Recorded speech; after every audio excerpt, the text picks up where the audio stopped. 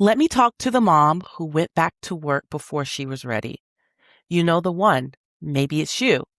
The baby was 6 weeks old, maybe less, and you were already answering emails from a nursing chair. You did the math on daycare and cried a little. I know I did. It's a mortgage. You sat in a meeting with your body still healing and smiled like everything was fine. And here's what makes it very complicated. Some of us have wonderful employers. I do. Guys, you know, I work a 9 to 5 still. You have real flexibility, a boss who gets it. If that's you, I'm genuinely glad. Hold on to that. But for so many others, that is not their story.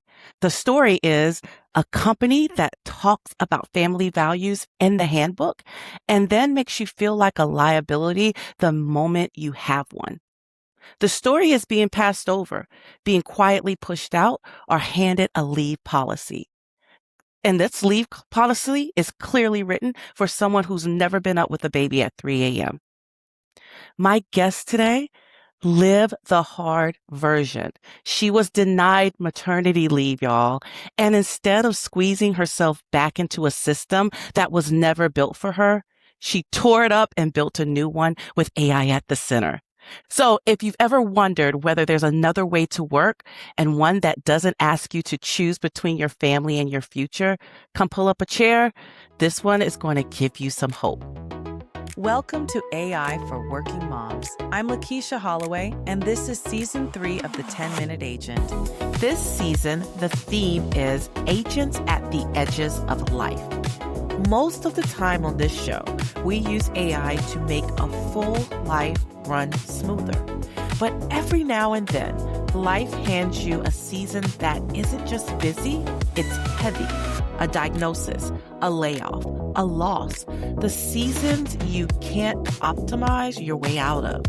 So this season, I'm showing you something different, how to build a seasoned agent. One temporary helper built for one hard chapter and retired when that chapter passes. Not another thing to maintain forever, just enough support to get you through. Build with power, lead with trust. Let's get into it. Now, today is a first for this show. 50 episodes. In 50 episodes, guys, I've never had a guest. It's always been you and me working through this AI thing together on audio, and now we're doing it in video.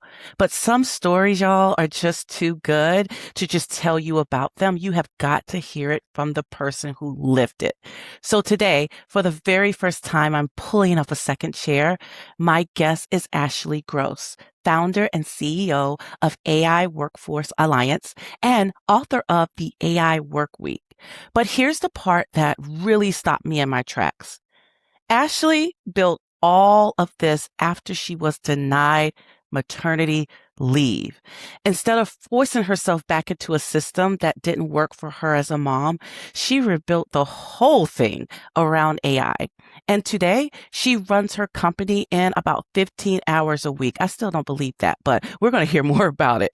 She does not cut corners, but she uses AI agents to work so she can be present for the parts of her life that really matter the most. If you've ever felt like work was asking you to choose between doing well and just being there, this is a conversation for you. So Ashley, welcome to the show. Thank you so much for having me. Of course, of course. Ashley, we were talking about this before we started recording, but right before your team reached out to me, I hadn't even considered guests on the show at all. Like it wasn't something that I wanted to do because I work a 9 to 5 and I wanted this to be, sustainable. But when I heard about your story, when I went to your website and I started digging in to who Ashley Gross is, I was completely fascinated and I honestly felt like somebody was trying to tell me something. Okay, my teammates at work, don't I'm not going anywhere. But I really I felt like somebody was trying to tell me something, and I had to learn more about who you were. And this podcast really has been a labor of love for me and something that I've really enjoyed as a passion project. So thank you so much for joining me here today and sharing your story with our audience. You are going to bless a lot of working moms. Okay. Thank you. I'm honored. I'm honored that Yeah. I get to be on camera with you. This is so exciting. Perfect. So before we dive in to the questions that we have for today, I want to kind of open this up with um, before the time you actually made the pivot that you made before you were denied maternity leave, because we're going to get there because I was in a similar situation with my first child 11, 12 years ago. So where were you as it relates to your job satisfaction with your career? Were you happy and fulfilled? Did you believe that you were the corporate woman, like climbing the corporate ladder? You were in your genius, or did you always know you want to be an entrepreneur and things at work were feeling like they were already crumbling anyway? Oh my gosh, what a great way to start this podcast. So I'm going to unpack that because you asked a lot of really thoughtful Yeah. questions. So was I happy? That's a larger question, I guess, to tackle first. Yes, but also I'm sure you feel the same way. You kind of have blinders on before you become a mom. And so happiness looks a little bit differently. You don't Mhm. necessarily, at least for me, have even an awareness of what happiness means, what your meaning is, how you feel fulfilled. And so before becoming a mom, I would say, yes, absolutely. I was very happy in my career. I was very much climbing the corporate ladder. I didn't feel like I was in my zone of genius Mm. necessarily, but I thrive on on feedback and also just knowing that I'm valuable. And so I Oof. tied my Yep. valuability at the company and the work that I did to how many people needed me in order Mm, to that's good. have a resolution. Mhm. And so I would say I was happy in the sense that I felt needed, I felt important, and I put myself at the center of being available, being the best employee, first one Uh, there, last one out. oof. Um, from that perspective, I would say yes. I was 10 years into my marketing career and very much under the impression that if I kept doing what I was There you go. doing, overperforming, that I would reach. I don't even know what I wanted to reach, to be honest, because if you asked Listen, me a couple years ago, I wouldn't have an answer for you in terms of like what that looked like. I think I would have just kept climbing. right. It looks like we keep climbing, but what actually it turns out to be is they give you more work because you can be Yes. trusted. Yes. I went through that during my 20s. First one there, last one out the door.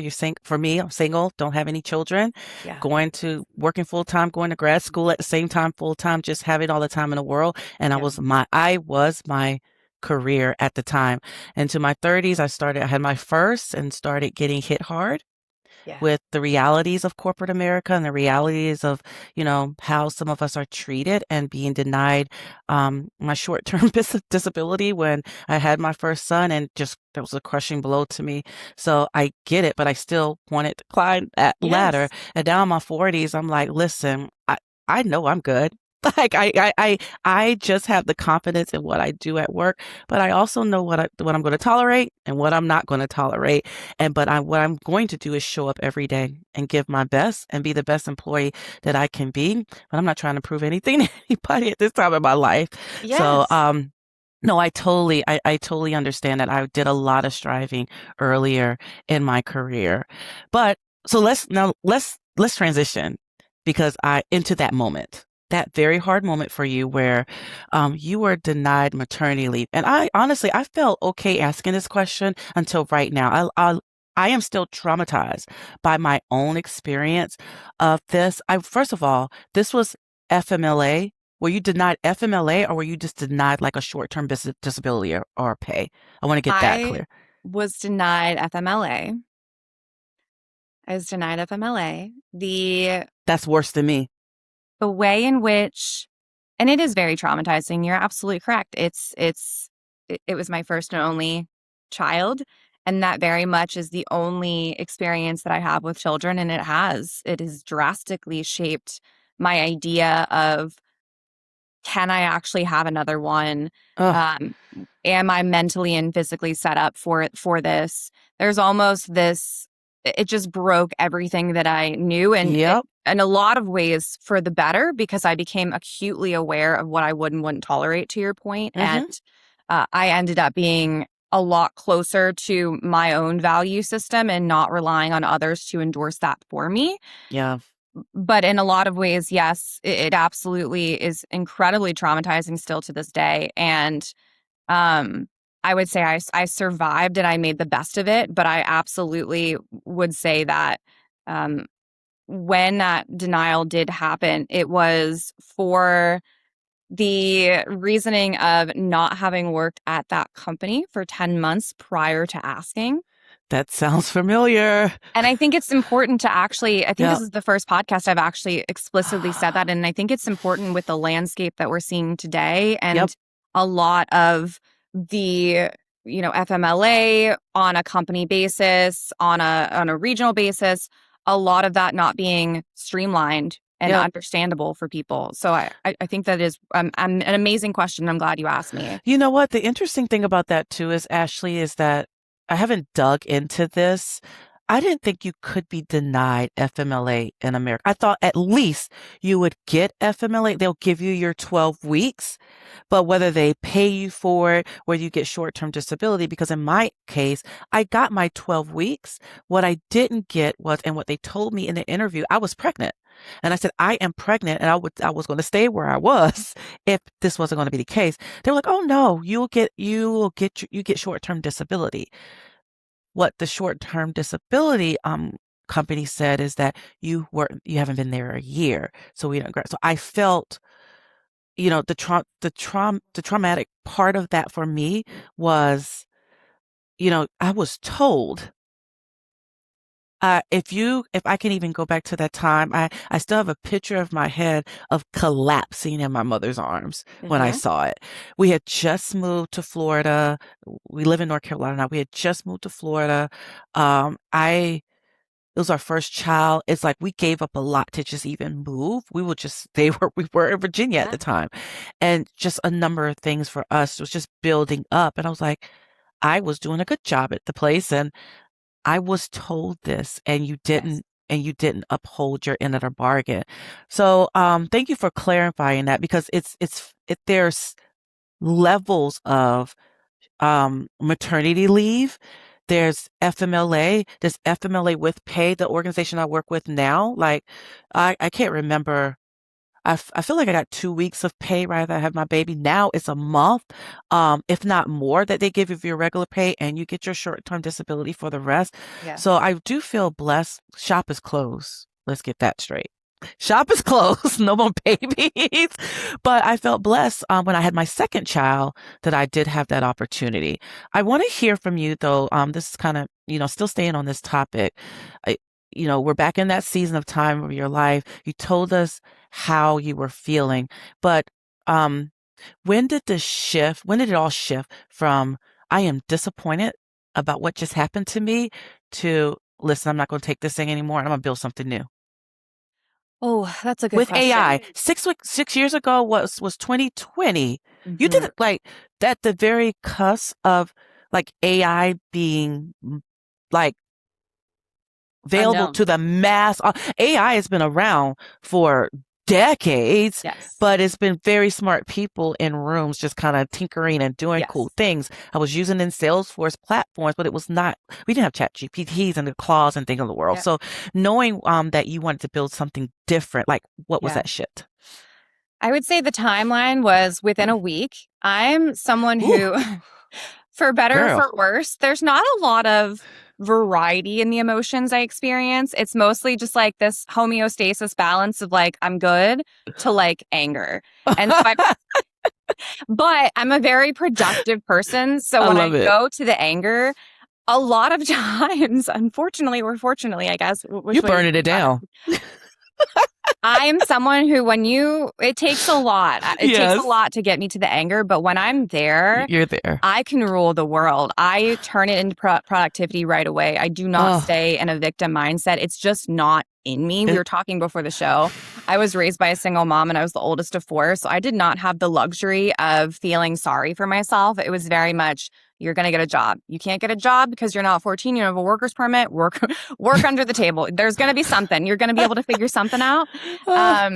You just have to expand your brain and look at the world as giving you a solution and being open to what that looks like and receptive and not shutting it down. And so I would say I was definitely, I recall feeling very much shocked for 24 hours. And then after that, it was almost the switch.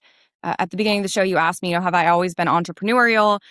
Or, what did that look like from a corporate perspective? Within about 24 to 48 hours after having that conversation, it was more so just this recognizing behavior of, I have never denied a phone call, never denied an email. If 10 people asked me the same question in 10 different forums, I didn't collapse them into one answer. I am always available. And this in return made me feel valuable. But this company quite literally just told me I am not valuable enough to change the policy terms at their company to accommodate my situation. So what are we doing? Whew. And for me, I go to facts. And so I always go to, YouTube tutorials. I go to podcasts. I go to, medical journals or just journalists in general and find information when I am nervous, scared. Like if I am not in that homeostasis, I'm going to facts and research. And so I just started looking at every possible avenue. And one of those was a podcast. And it was a marketing podcast. So I was very much still in my lane. But they had the former Jasper co-founder, Jasper AI's co-founder on this podcast talking about product market fit. And that was the first time, I had ever heard that there was an AI tool for marketers. And it wasn't even on the podcast him raving about, using this tool. It was a story about their actual company finding the right product market fit, which appeased me because that is the lane that I'm in. And that opened up, well, what's Jasper AI? If there's a 30-day free trial, we're going to figure this out. That really catapulted it. But I would say it's the leaning into curiosity in the moments of fear specifically that led me to that moment. I absolutely love that. I was going to follow up with what was the moment you knew you weren't going back? It's almost immediately. You went to that place and was like, you knew your worth. I know I'm better than this. They're not going to value me. I'm going to do something that's better. So for me and my family. So this is the one that I said in my opening. I don't believe you, but okay. I don't believe you. You went from a 40-hour work week, running your company to 15 hours. Really? I'm a working mom. Okay. Yeah. I have a different lens, Ashley, because of course I have a full-time job. I am a leader in a company. I run our marketing technology and data teams. So it's hard for me to see that. Love my job, but it's hard for me to see going from 40 hours to 15 hours. And I know it's possible. And it feels impossible for a working mom who we're drowning in our to-do list, not only at work, in our side hustles and our things that we're doing and the invisible load that we're carrying. What was the very first thing you handed off to AI, and what finally convinced you, oh, I can trust this. This is going to be good. So, and let me clarify here. So I ended up automating within a 40-hour work week. First of all, I'm going to be incredibly humble here. I did not have good time management, like I said, prior to that denial of maternity leave. Yep. So within a 40-hour work week, I was actually logging 78 hours. I timed myself. That was the first thing that I did as soon as I decided I needed to figure out how to be a mom with a newborn and work. Within a 40-hour work week, it was 80 hours of work. I believe it. Now I believe that. And I'm not saying that it was well done. Like I will be the first one to say I was not managing my time well because I did not know the difference between a glass ball and a rubber ball because it was not conveyed and articulated from top down in that company. Yep. So I was able to automate that workload into 15 hours. And the first tasks that I looked at were my emails, triaging them so that the first 2 hours, let's be honest, 3 hours of my day was not looking at all of them, categorizing them, then responding. And then the second task was how to articulate one message in one forum and expand it and iterate on it for a Teams message, an email, a audio friendly PDF that execs could listen to if they didn't want to look at the email or the Teams message because they probably weren't going to. Those two tasks alone were where I started. And that was truly where I found my inefficiencies because I was stretching myself so thin for executives and Yep. senior stakeholders that absolutely were important to have a good relationship with, but were not productive uses of my time and ultimately probably wouldn't have gotten me the promotion and being in the Right. room that I desired because it is different when you're the communicator versus the one that is being communicated to. Yeah. Oh, that's so good. Several of my podcasts, I always start with the email, and people say, what's the first thing you will do? So I say email. And I said, it's not how you think. Stop copy and pasting emails to Chad and Claude. I said, do you realize what you're sitting on with Copilot? One of my direct reports came to me, yesterday. She was like, I'm going to have a meeting with this individual and they want to know all about this platform that we're launching, all the things. And before we'd like, just Google it. I said, has she asked Copilot to give her a summary? There's so many decks out there. There's so many this communications happening. Where is it? And where is it with us at our organization? Like she can get the summary and save you some time.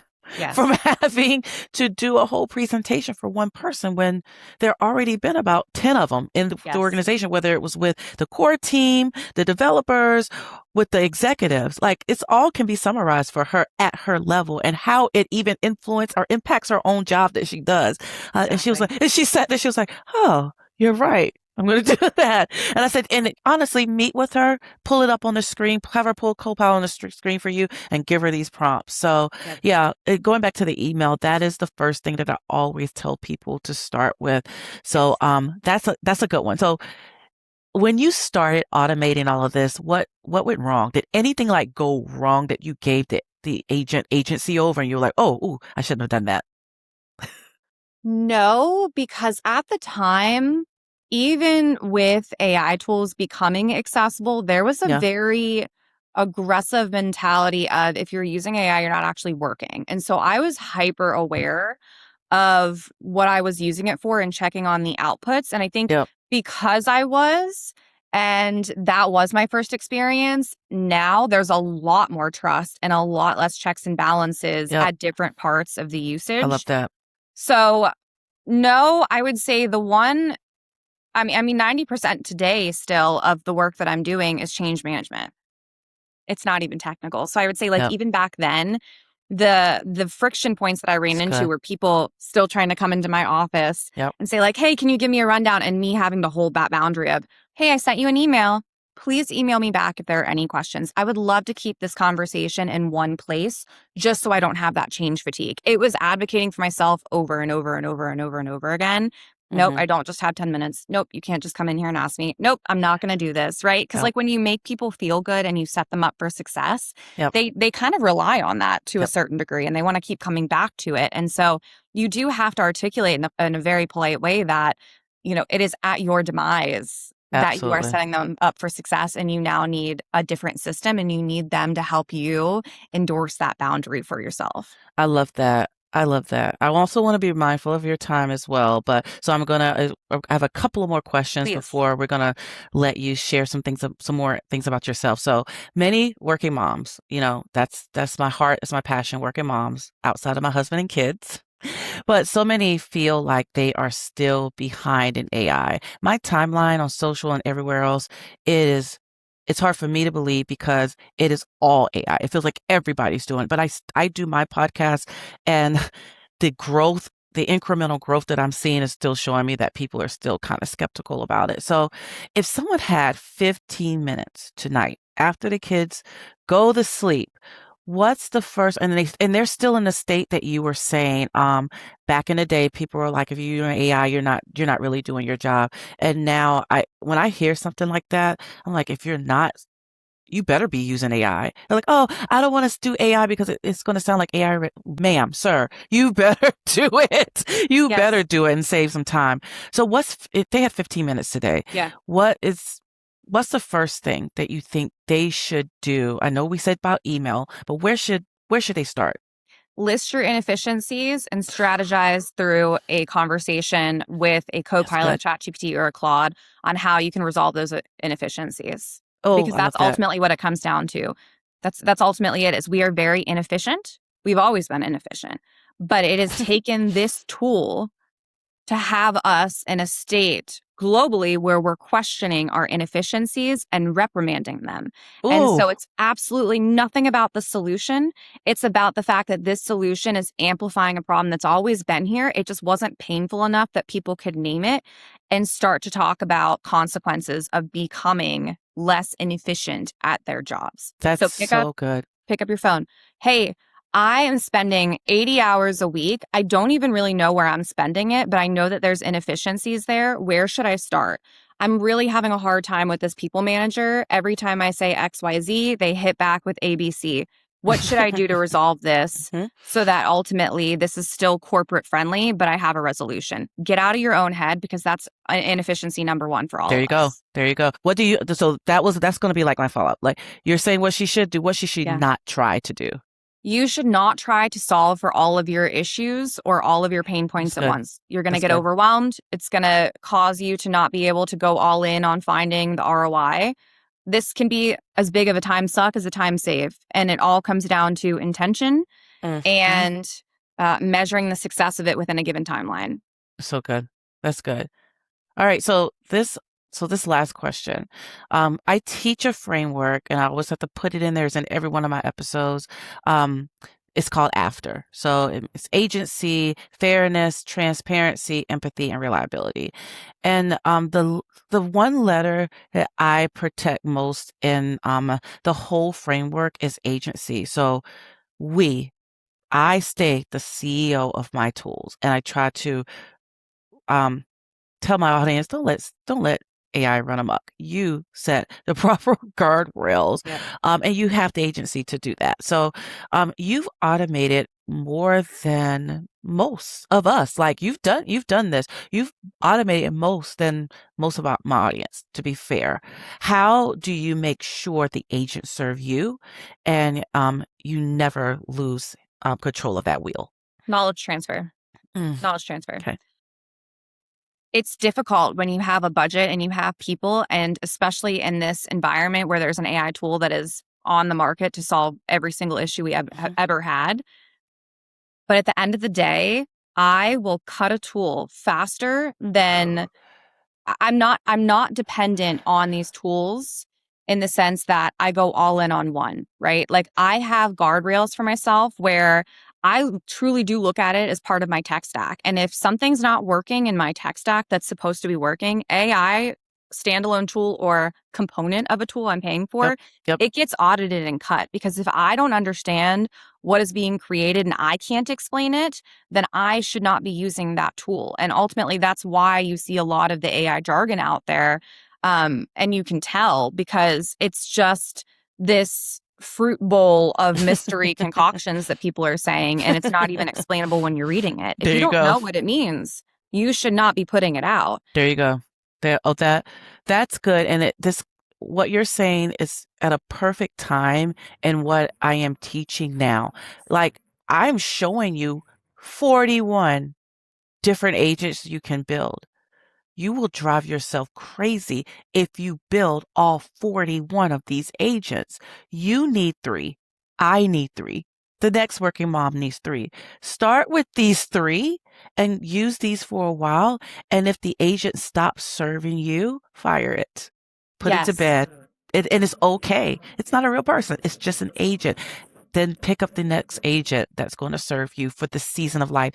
And at the time of this recording, I'm in a season, like this 10-minute agent is in a season called Agents at the Edges of Life. So dealing with very, very difficult times. You're going to you're going to build an agent for, a hard time, like dealing with a parent's death, dealing with an illness, dealing with a job loss. Once you get another job, the agent can retire. If a parent passes, there's a season of grief. And then we then we put the agent to rest as well. And it's okay. In your time, you do that, but these agents have to retire. So that is, I mean, you're speaking my language here and something that my audience is already hearing. So thank you for that. Okay. So Ashley, before we wrap this up, I want to just turn the floor over to you and just kind of, is there a question that you want to answer that we didn't necessarily get to, or something you want to talk about, whether it's your product offerings and anything related to that? I'm kind of really bad when it comes to selling things. So I'm just going to say I will not touch on the book and I will not touch on my services. All I will say is that if your listeners are interested and at a point where they need some frameworks, some guidance, that's where my book, The AI Workweek, is great to fit in. If they are at a point where they need to have a consultation or an understanding that is unbiased on where those inefficiencies are, that's where my services thrive. But for the rest of this podcast, what I would love to do is just tackle something that really speaks to me, that I would love to convey even more, even more than my services. People are gonna be like, is she actually way too modest? Like, what?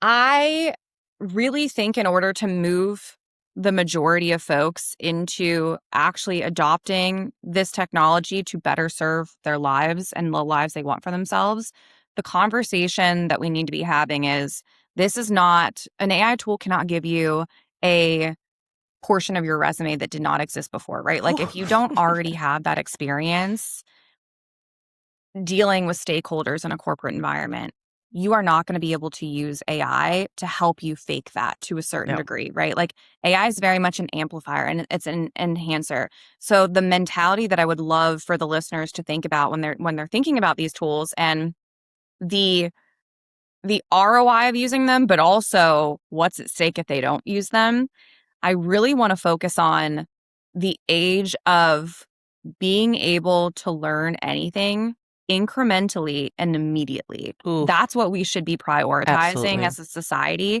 is if you have a question, you can go figure it out. And we're not saying go ask ChatGPT and take that as God, right? We're saying go use ChatGPT, ask the question. That at least gets you from point 0 to point 1. When you get to point 1 with that answer, then go interrogate it, right? Okay, great. I'm going to go back this up with citations from medical researchers. Go back this up with information and places that I know are accurate. Here are those places. This is what it looks like, right? Like, use it as a point of reference for your research and not just a quick interaction and a quick exchange, because we still need humans with subject matter expertise. Absolutely. It doesn't do us any good if we just have mediocre people using really insane technology. We're just going to be doing this telephone game of just communication on silo, on a loop that never ends. And there's no actions, there's no accountability, there's no strategy being formed, because it's just regurgitated garbage being circulated. And that's why I truly feel like we haven't been able to see more use cases around AI solutions and That's more so good. breakthroughs, right? Is because we're not actually acknowledging, like, hey, do you actually know how to solve this problem? And have you ever solved this problem? Right. Because if you haven't, please don't use AI to try to bring a solution to the table. Like, let's humbly talk, as human beings, about what our capabilities are and what they aren't, and identify that gap and then go address it. Because if you are in a role where you've never had a conversation about end-of-life software and you're a stakeholder in the room, you need to go bring yourself up to speed and talk to other people that had that experience. There you go. On top of using AI solutions to form your own opinion. But like, it's in combination too, not to replace. And that's really like what I want to convey. That's so good, Ashley. So I am very open in my job, and I will have these decks that I create for the work that we're doing, and I will share it to other people.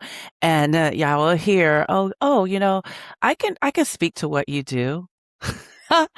And a friend of mine at work says, and she's big in AI as well, and she's like, you can't AI your way into Lakeisha's mind. Like, what you're going to do is drop that deck into AI and whatever. You're still going to have to speak intelligently about what she already knew before Yes. even AI came on the scene. Yes. So let's not do that. Bring the expert in the room. And that Yes. I'm really big on, who's the expert in this space? I'm not. Let me pull them in and, allow them to speak to their expertise to make us better. So that is so good. I'm going to ask my producer though, because I love that you're humble, but I'm not going to be humble for you. Can you bring up Ashley's site, please?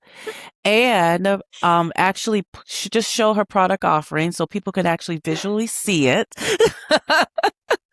I'm just so proud of, I'm proud of women just really doing things, and Thank you you. stood up for yourself. And so you're a great representation of what we can do and what we don't have to accept, Exactly. so I'm very, very proud of you, lady, and the work that you're doing. So scroll down to our product offerings, Thank you. please, so Thank she you. can see all of that. Interactive keynote. If you want her to speak at your event, you can do that. She does hands-on workshop. She does an innovation half day. Bring her to your businesses so she can work with you and your team. She mentioned that a lot of things she's handling right now, not necessarily techie. It's mostly change management. That's what a lot of you organizations need to understand how to not only implement AI, but how to establish a culture of utilizing AI throughout your organization. And then she has an AI virtual lab. You can find her on social, LinkedIn, TikTok, Instagram. Everywhere. Yeah, all of it. The Ashley Gross. Gross. I'm going to get that right one day. The Ashley Gross. I'm just happy to be here. Oh my gosh. I'm really happy that I listened to wisdom beyond myself and brought you on this show. Ashley, I just want to give action steps to all of the audience. I really thank you so much for joining us today. You really, I feel like you opened something up in me to continue to stretch myself in this area and go beyond what I could possibly ever think that I can do for myself. So thank you so much for that. So what I'm going to do, Ashley, is give my audience a CTA. They already know they have to get that because there's something that they have to work on. I'm not just a talking head. They're going to work too. So, two things, guys. First, I want you to go to AI Confidence Playground on Facebook and tell me one task from this episode you wrote down and you're going to do, and also reply. I will reply to that tool, and or either point you to a tool that you can use with it. So all the link is in the show notes. And second, if Ashley's story lit something up in you like it did me, and you need a guided place to start. I mentioned that I have the 10-minute agent, but I actually mentioned that I had 41 agents that I've offered you. It's a free guide. You can go to the 10minuteagent.com and download it for free. Please don't try to put 41 agents together, y'all. That's insane. That's crazy. Three agents. And when they stop serving you, retire them. Okay. All right, Ashley, thank you so much for joining me today. Thank you for having me. All right. Have a good day. Bye, guys.